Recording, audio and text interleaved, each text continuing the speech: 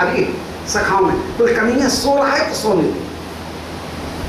ये यहाँ पर ब्रज में सब सेवा रसिक, ये बात तो कहीं है ही नहीं कि कन्हैया को कहीं कष्ट दें। कन्हैया के सुख में ही सब ब्रजवासियों का सुख, छोटे छोटे बालकों की सहज प्रवृत्ति कन्हैया के सुख में है। इसलिए इतना सा सुनने मात्र से ही सारे सखा अपनी उत्सुकता को कम करके भी इतते श्रुतवंत एव को सदनानी एव मुदा प्रतस्थे, नंद भवन के आनंद से वे सारे सखागण उस समय चुपचाप बिना हल्ला मचाए उल्टे पैर लौट गए और लौट करके गौशाला में आ गए हैं, गौशाला में एकत्रित हो गए। तो गो सदनानी एव मुदा प्रतस्थे, गौशाला में ही आनंद पूर्वक इन्होंने प्रस्थान किया। कथिचित सुबह भवन निवृतम प्रेम सखावरोध का, उस समय एक आध जो सखाएं हैं श्री स्वर्ण मधुमंगल प्रभृति, जो कृष्ण के अत्यंत गंभीर अंतरंग जो सखाएं हैं, प्रिय नर्म सखा, वे प्रिय नर्म सखा अभवत निवृतम, ये कहीं छिप करके वहां रुक गए, पीछे रुक गए। सारे सखाओं को विदा कर दिया और स्वर्ण मधुमंगल ये सुबलादि कुछ कथिचित कुछ सखा प्रेष्ठ सुखावरोधगा, ये रुक गए और रोक करके प्रेष्ठ सखा परम प्रिय सखा उनके अवरोध का, उनके भवन में शैया भवन में भी ये चले गए। इन सखाओं को श्री नंद भवन में कन्हैया के शैया भवन में जाने का भी सहज अधिकार प्राप्त, ये तो सबको ही प्राप्त है, सब सखाएं हैं, परंतु इन सखाओं को कोई विशेष रूप से रोक टोक भी नहीं है।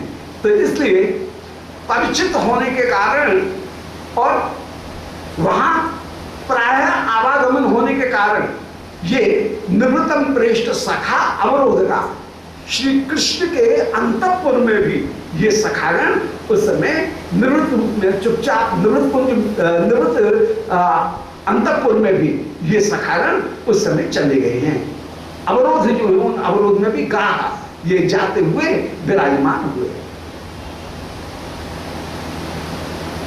और उस समय दधते चितिम हरे नाप चितम प्रेमणे येन यायेन उपसेद में ब्रजेश्वरी पृथ्वम रक्तक पक्षकादय।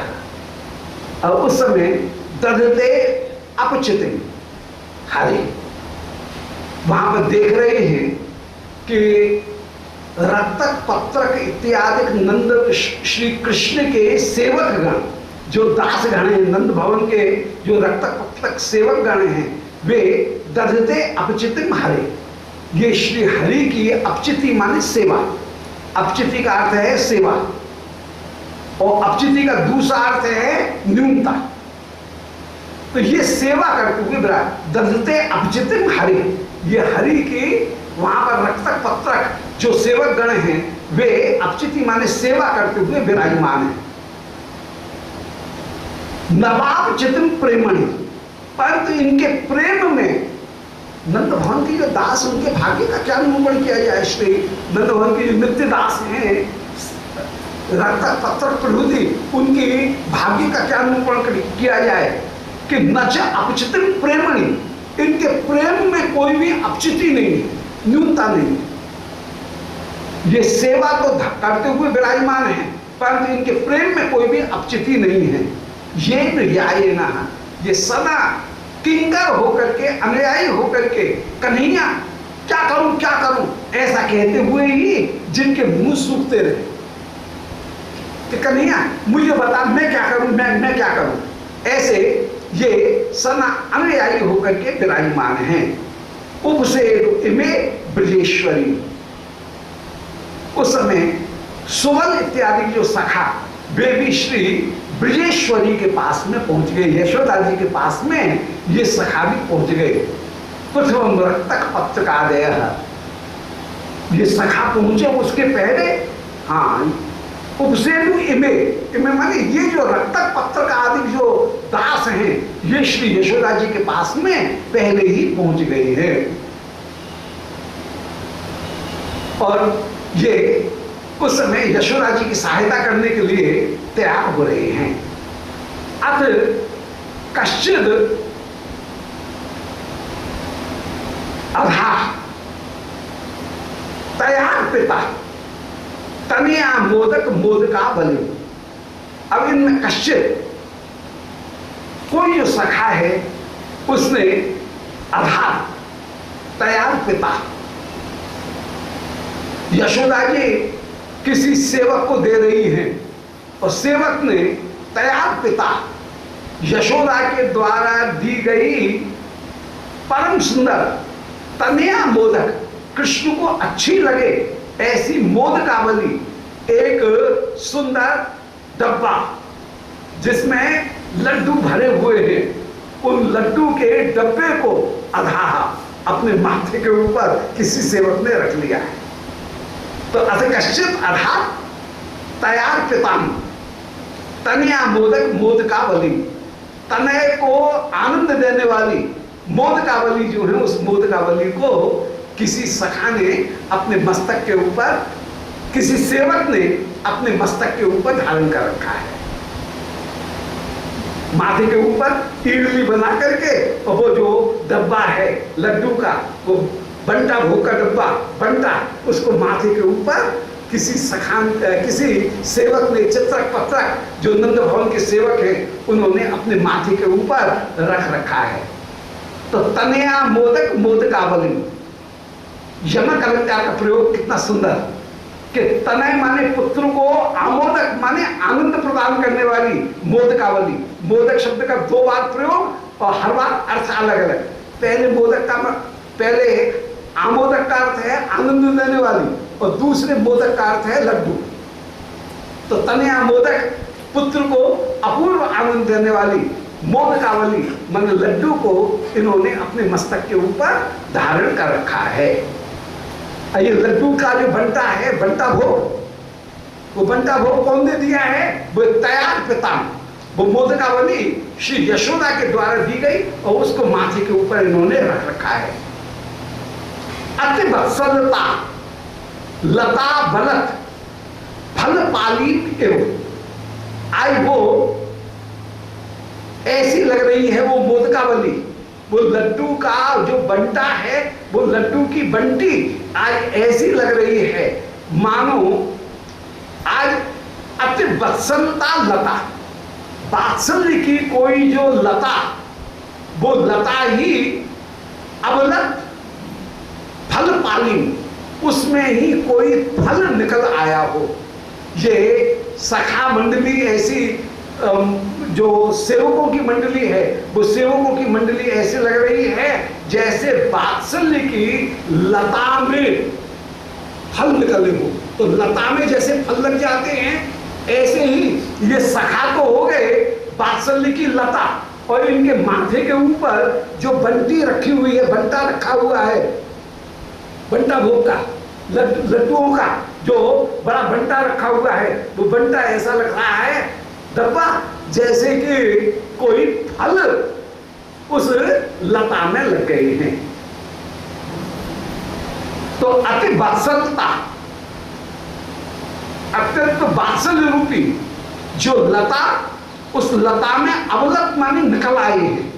अति वत्सलता लता बलत मणि फल पाली एवं, जैसे अत्यंत वात्सल्यता रूपी लता में ही बलत माने प्रकट हो आए हैं फल पाली, फलों की पंक्ति जैसे प्रकट हो रही है, ऐसे माथे के ऊपर रख रही है। ऐसी सुंदर शोभा, उत्प्रेक्षा यहाँ पर बड़ी सुंदर, वो माथे के ऊपर रखी हुई बंटी ऐसी लग रही है मानो, कल्पना कर रहे हैं मानो, जहां पर कल्पना की जाए वहां का उसका नाम है उत्प्रेक्षा, जहां समानता दिखाई जाए उसका नाम है उपमा, जहां आरोप किया जाए उसका नाम है रूपक। तो यहां पर उत्प्रेक्षा कर रहे हैं कि मानो किसी वात्सल्य की लता में फल की पंक्ति ही निकल आई है। काचित अंशिता, कोई ऐसी अपूर्व फल की पंक्ति जो अंशिता माने पूजित है, जिसकी सब लोग प्रशंसा करें, ऐसी अपूर्व फल पाली वो निकल आई है। तो उसको माथे पर धारण करके कोई सेवक खड़ा हुआ है। अब एक जो सेवक है उसने मणि चित्रित दारू पेट का अंतर्गाम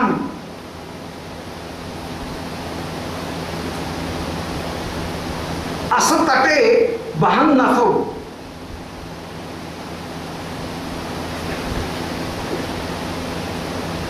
शतकोट्य सुतोप्यथादरा अब धानी तमाम ममंस्तताम। आज वो जो सखा है वो सखा अपने प्राणों से भी ज्यादा प्यारी करके उस लड़ुआ की पोटली को अपने माथे के ऊपर धारण कर रहे हैं। प्राणों की कीमत नहीं है, उस वो जो बंटी है, बंटा जो धारण कर रखा है उस बंटे की कीमत है। तो उन सखाओं की शोभा का वर्णन कर रहे हैं, इनकी सखाओं की भावना का वर्णन कर रहे हैं कि मणि चित्रित दारू पेट का सुंदर मणि जिसमें जड़ी हुई है ऐसी एक लकड़ी की बड़ी सुंदर पेटी है।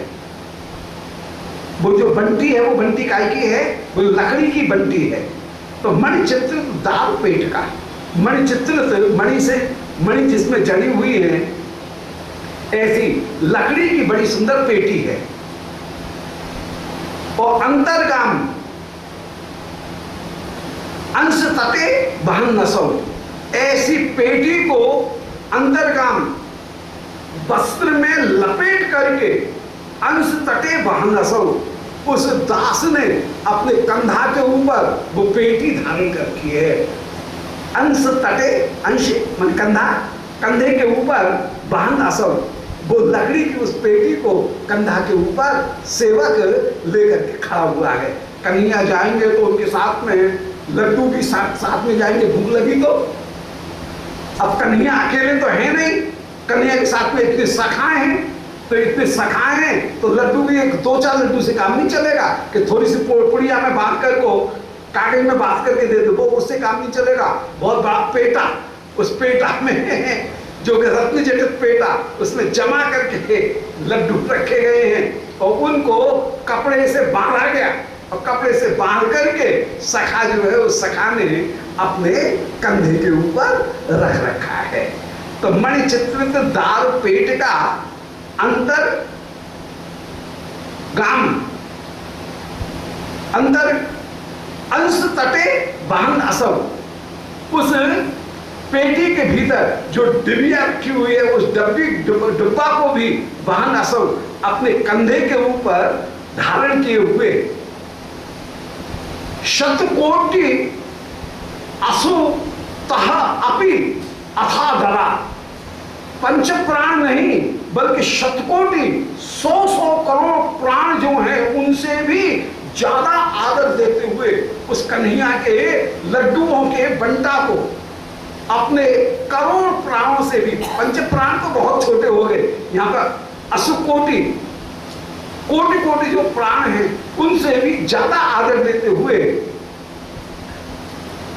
तो आदरा अवधानीय तमाम अमंसता, ये परम सावधानी से ले जाने लायक हैं, अवधानीय हैं, सावधानी से ले जाने वाला लायक हैं, ऐसा ममंस्तताम, उस लड्डू की पेटी को इन सखाओं ने परम परम अवधानी करके परम उपयोगी है ऐसा मानते हुए ममंस्तताम, उसको प्राणों से भी ज्यादा आदरणीय करके उसको सखा ले जाते हुए विराजमान हो रहे हैं। तो शतकोटि असतोपि, सैकड़ों करोड़ प्राणों से भी ज्यादा आदरात्मा ने आदर देते हुए अवधानीय तमाम परम सावधानी के द्वारा इनको ले जाना है, ऐसा ममंस्त ताम, उस संदूक को वो सखा अपने कंधा के ऊपर रख रहा है। किसी को हाथ नहीं लगाने देगा, कहीं धरती में रखेगा नहीं, हाय कन्हैया की भोजन करने की चीज है, कहीं ऐसे वैसी जगह नहीं रखी जाए, पूरी पवित्रता के साथ में अपने कंधे के ऊपर ही बिल्कुल ले जाएगा। ऐसा वो सखा, इनकी क्या सखा की वो जो भावना है, वो भावना कितनी सुंदर, ठाकुर जी की चीज सेवा की कितनी पवित्रता के साथ में रखनी चाहिए, ये निरूपण कर रहे हैं। तो अवधानीय तमाम मनस्तता त्रिवतारुण चेन कंचुका वृत्त चंद्रोपल चित्र झरझरी शीत बासित नीर पूरिता मकरो बिभ्रत अदभ्र मत विभव। अब एक जो सखा है, उस एक सखा ने कन्हैया को प्यास लगी हो तो उसके लिए सुंदर झारी, उसमें जल भर के, और एक सखा झारी लेकर के चला। अब झारी भी जो है उसको सुंदर लाल कपड़ा से कहीं आवृत किए है, तो कपड़े से लपेट करके ढांक करके कन्हैया के जल की झारी को, कन्हैया प्यास लगे, न जाने कब प्यास लगे, उस प्यास के लिए कन्हैया के लिए झारी लेकर के, जल का पात्र लेकर के वो चला है। स्तमित अरुण चेल कंचुका, स्तमित माने चमकते हुए, अरुण माने लाल रंग के, चेल कंचुका वस्त्र का जिसने कंचुक धारण कर रखा है, तो वस्त्र की ऐसी थैली में जो लाल रंग की चमकती हुई जो वस्त्र की थैली, उस वस्त्र की थैली में उस झारी को एक सखा लेकर के चला। रेशमी लाल वस्त्र उसकी थैली, उस थैली में झारी को रख करके एक सखा, एक दास उस समय लेकर के खड़ा हुआ है। स्तमित अरुण चेल कंचुका वृत्त चंद्रोपल चित्र झारी।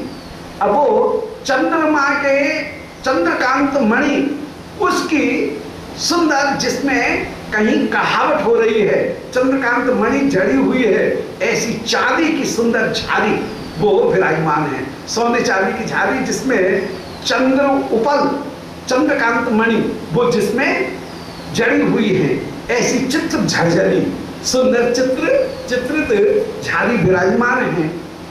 शीत बासित नीर पूर्णता, जिसमें शशि बासित नीर पूर्णता, कपूर मिश्रित सुगंधित जल जिसमें भरा विराजमान है। शशि कहते हैं कपूर को, तो कपूर की सुगंध से युक्त नीर पूर्णता, सुंदर शीतल जल जिसमें भरा हुआ है। अपरो विभ्रत, ऐसी जल की झारी को, जल के पात्र को अपरहा, कोई दूसरा जो सखा है उसने धारण कर रखा है। अदभ्रम, आज अदभ्रम मन चमचमाती हुई वो झारी है। विभव, जो अपनी कांति में, विभा में अपूर्व रूप से चमचमाती हुई विराजमान है।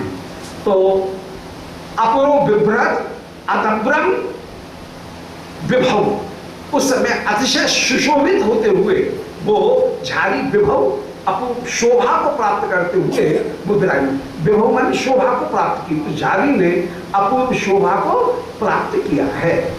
तो अपूर्व अभिभ्रत, वो दूसरा सखा उसको धारण कर रहा है। अदभ्रम, वो अपूर्व, अदभ्र माने जो चमचमाती हुई झारी है, और वो विभव, वो अपूर्व विभा से युक्त होकर के विराजमान है, सुशोभित हो रहा है। तो अतिशय शोभा को प्राप्त करते हुए वो झारी शोभा को प्राप्त हो रही है। सिद्ध मानस वृत्ति मेवता मनराग पिहिता द्रवत्तराम बहिरेश जनान किमीक्षय नतुलम सौभग रत्नम आदते। आज तो झारी की शोभा का वर्णन कर रहे हैं कि सिद्ध मानस वृत्ति मेव ताम, आज वो श्वेत रंग की चांदी की झारी ऐसी लग रही है मानो सिद्ध मानस वृत्ति। सिद्ध माने श्वेत निर्मल, मानस वृत्ति मन की वृत्ति ही झारी बन गई हो। कृष्ण के प्रति हित कामना ही मानो झारी बन करके विराजमान है। सिद्ध मानस वृत्ति एवं, मानो झारी तो हो गई, सिद्ध माने श्वेत, मानस वृत्ति माने मन की वृत्ति, मनोवृत्ति माने कृष्ण के प्रति हित कामना, वो तो हो गई झारी। और लाल रेशमी कपड़े से वो लिपटी हुई है वो लाल थैली, जिसमें उस झाड़ी को रखा गया। वो झाड़ी कैसी लग रही है? अनुराग पेहताम, मानो अनुराग से वो पेहत माने ढकी हुई है। तो चांदी की झाड़ी हो गई, वो तो हो गई मन की निर्मल वृत्ति, और लाल जो कपड़ा है उसके ऊपर लिपटा हुआ वो हो गया मानो अनुराग, अनुराग से वो विराजमान है। द्रवत्तराम, आज वो मन की वृत्ति ही द्रवत्तराम माने द्रवीभूत होकर के जल बन करके विराजमान है। वही एश जनान किमीक्षयन, किमीक्षयन अतुलम सौभग रत्न माददे। वही एश जनान किमक्षयन, ये बाहर जितने भी जन हैं उन जनों को ये झाड़ी दिखेगी नहीं। झाड़ी जो है उसको कपड़े से ढांक करके, ठाकुर के भोग की जो चीजें हैं उनको भी कहीं दूसरे की दृष्टि नहीं पड़ जाए, जैसे ढांक करके ले जाते हैं कहीं दृष्टि दोष नहीं आ जाए, ऐसे ही कन्हैया की वो झाड़ी है उसको वही एश जनान किमीक्षयन, ये मनुष्यों को क्या दिखाई दे जाएगी? अर्थात दिखाई नहीं दे। अतुलम सौभग रत्नम आददे, उसको दूसरों से छिपा करके अतुल सौभग रत्न, शोभा के रत्न को ही जैसे वो झाड़ी ग्रहण किए हुए है, और अपूर्व शोभा से युक्त होकर के वो झाड़ी विराजमान है। स्फटिकोत्तम संपुटम परो अवहत अंतः फणवल्ली बीटकाम। अब एक जो सखा है, उस एक सखा ने उस समय परम सुंदर डब्बे में सुंदर पान जो है उन पानों को लगा करके, पान की बीड़ा बना करके, बीड़ा से युक्त पान दान उनको एक सखा लेकर के जा रहा है। उसकी शोभा कर रहे हैं कि स्फटिकोत्तम संपुटम, स्फटिक मणि का सुंदर चमकीले रत्न जिसमें स्फटिक मणि लग रही है, ऐसा उत्तम संपुटम, एक उत्तम डब्बा है पानदान। ऐसे पानदान को, संपुट को, पानदानी को अपरा अवहत, एक दूसरा सखा उनको वहन करते हुए ले जा रहा है। वो डब्बा कैसा है, संपुट कैसा है? बोले अंतः फणवल्ली बीटकम, जिसके भीतर फणवल्ली माने पान उनकी बीड़ी रखी हुई है, पान के बीड़ा जिसके भीतर चुने हुए रखे हुए हैं। वे ऐसे डब्बे को एक सखा ने ले रखा है। तो अधिक क्षम अयम दधारिकिम, और ऐसे पानदान के बीड़े को कपड़े में बांध करके कंधे के ऊपर डाल करके अधिकक्षम, वो सखा जो है वो हाथ से दबा करके अपनी बगल में, वो एक दास वो पानदान के बीड़ा को बगल में दबा करके वो ले जा रहा है। तो अधिकक्षम अपनी बगल में दबा करके पानदान के बीड़ा को, बीड़ा के पानदान को उस समय अधिकक्षम अयम दधार, उसने अधिकक्षम माने बगल में उस पानदान को ले रखा है। शशिबिंबम स्वमनोध दैवतम, मानो चंद्रमा के बिंब को ही धारण किए हुए है। शशिबिंबम, चंद्रमा के बिंब को ही मानो धारण करके वो सखा ले जा रहा है। वो सफेद पानदान स्फटिक मणि जिसमें कांच जुड़े हुए हैं, मणि जड़ी हुई है, ऐसे उस पानदान को बगल में दबा करके वो ले जा रहा है। शशिबिंबम, चंद्रमा के बिंब के समान है। स्वमनोध दैवतम, अपने मन के अधिदेवता। मन का देवता कौन है? वो चंद्रमा मन सो जाता है, मन का देवता चंद्रमा ही माना जाता है। तो वो पानदान ऐसा लग रहा है मानो चंद्रमा ही है जो मन का देवता है। ऐसे उस पानदान को लेकर के जिसमें चले। अब एक जो सखा है वो बसना भरणाद्य नेक धा अदध अदध एक सखा ने बसन आभूषण आदि अनेक धा, अनेक प्रकार के वस्त्र आभूषण इनको भी लपेट करके और इसने भी वस्त्र आभूषण इनको भी किसी डब्बे में रख करके, किसी कपड़े में लपेट करके वो कन्हैया को न जाने कौन से वस्त्र की जरूरत पड़ जाए, कौन सा आभूषण पहनना हो, तो उसके लिए वस्त्र आभूषण भी संग में जाएंगे। वाह भाई वाह, इतना तो श्रृंगार हो गया है पहले ही, परंतु वसनाभरणादि अनेक था, अनेक प्रकार के वस्त्र आभूषणों को भी अदधा एक जो सखा है उसने अदधा एक उसने धारण किया। परधेयम ईशतु, वस्त्र आभूषण कैसे हैं? बोले ईशतु माने कन्हैया के द्वारा परधेयम पहनने योग्य वस्त्र आभूषणों को धारण किया है। और द्युमताम अपनी मोहनाय यत् सुदृशम, परम द्युमताम माने देवांगनागण, उनकी जो सुदृशम, नीचे की पंक्ति में आया है सुदृशम, तो द्युमताम अपनी सुदृशम, देवताओं की भी जो सुंदरी गण हैं